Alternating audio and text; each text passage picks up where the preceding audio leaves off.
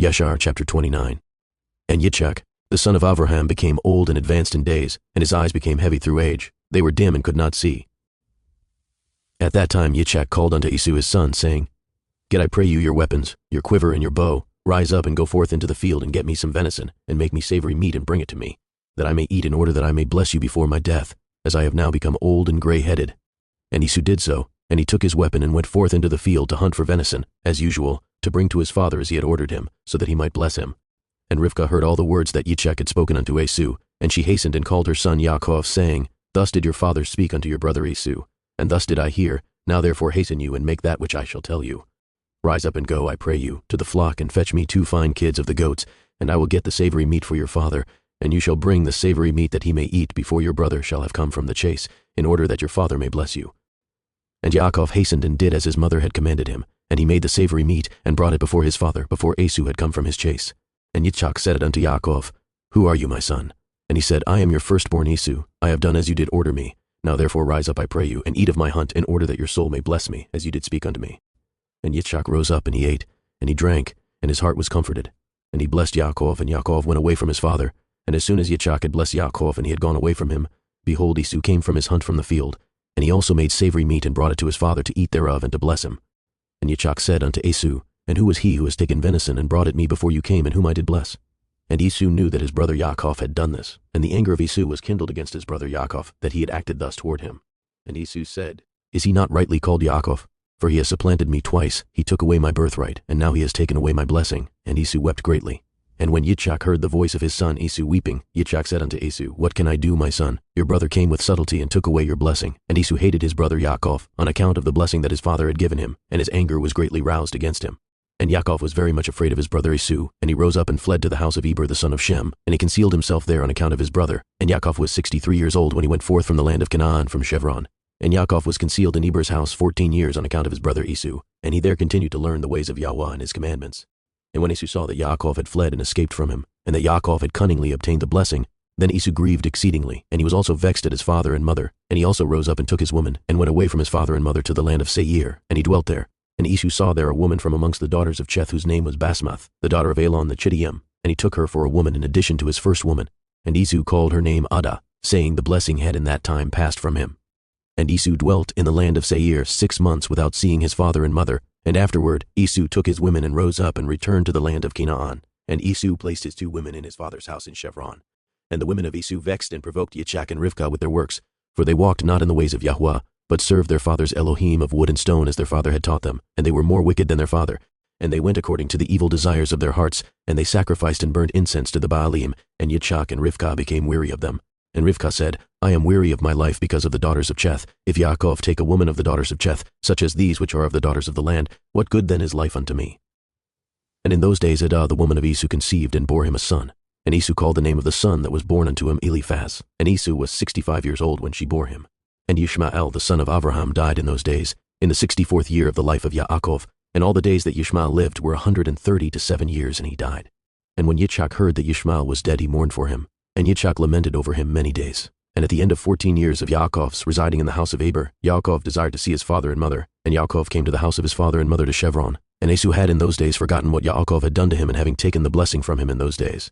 And when Esau saw Yaakov coming to his father and mother, he remembered what Yaakov had done to him, and he was greatly incensed against him, and he sought to slay him.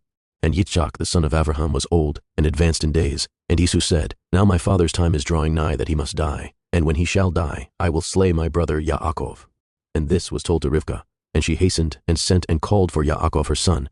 And she said unto him, Arise, go, and flee to Haran to my brother Lavan, and remain there for some time, until your brother's anger be turned from you, and then shall you come back. And Yitzchak called unto Yaakov, and said unto him, Take not a woman from the daughters of Canaan, for thus did our father Avraham command us, according to the word of Yahweh, which he had commanded him, saying, Unto your seed will I give this land. If your children guard my covenant that I have made with you, then will I also perform to your children that which I have spoken unto you, and I will not forsake them.